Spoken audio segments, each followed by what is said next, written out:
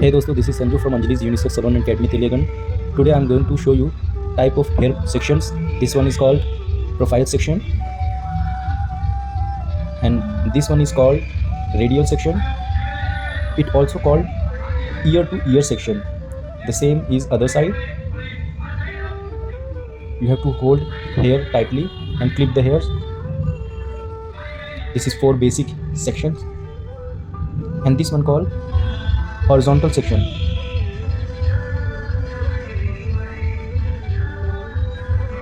And this one, it's called diagonal forward section.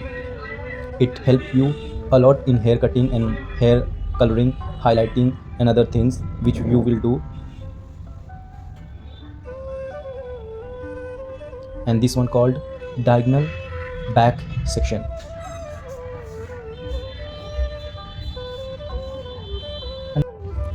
And this one, it's called vertical section. Friends, if you need another video in any topic related to hair or skin, you can comment me. I will reply that. Thank you so much for watching. Let's meet again next video.